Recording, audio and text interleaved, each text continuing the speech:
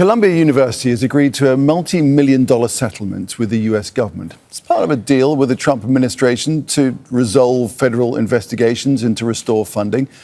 The White House had criticized the university for its handling of last year's student protests against the war on Gaza. So let's take this on, explore it further with, from Columbia University in New York. We can speak to student Allie Wong. She was arrested during the protests on campus in April last year. So, Allie, first of all, what's your reaction to this? Do you see this as a capitulation from the university? Yeah, so thank you so much, Nick. I appreciate the opportunity to speak with you.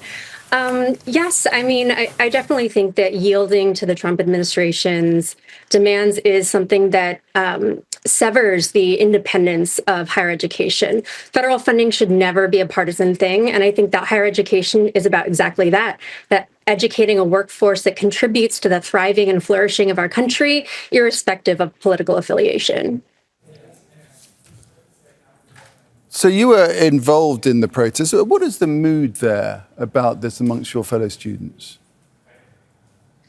Yeah, I mean, I think that it has ebbed and flowed quite a bit over the past year or so. I think, honestly, a lot of us just have protest fatigue. We've got, security fatigue. A lot of what we do on a daily basis going to campus is very much gatekept. And so I think that many of us are just ready to go back to normal.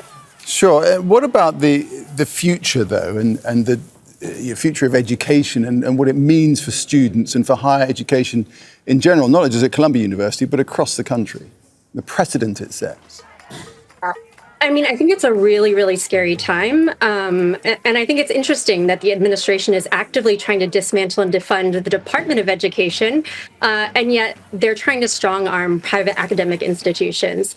To me, it doesn't communicate genuine desire to increase resources and the quality of education.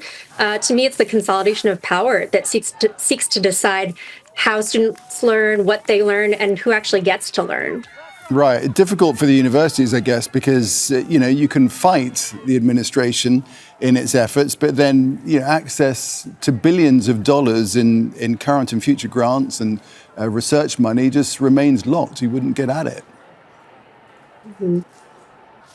Yeah, exactly. And it's an overused word at this point, but, it is unprecedented to have an administration that does have that kind of stronghold over a university, when, again, this should be a place where people are free to learn, to critically think about things that they've never thought before. And yet here we are. And is it your view that might become entrenched across further education within the United States?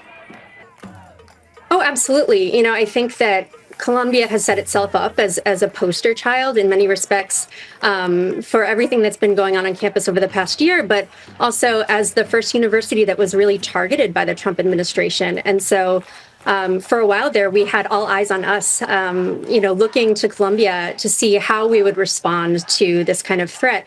And unfortunately, we were not the ones to kind of lead the charge in pushing back on the Trump administration. And so I think you see a lot of other institutions, whether they're academic institutions or other fields, kind of bending the knee in many respects. And it's really unfortunate to think about how that will have a ripple effect on not only other educational centers, but other fields within the United States. Indeed. All right, Ali, we'll leave it there. Appreciate your time. Thanks very much for joining us here in Al Jazeera. That's Allie Wong speaking to us. Make sure to subscribe to our channel to get the latest news from Al Jazeera.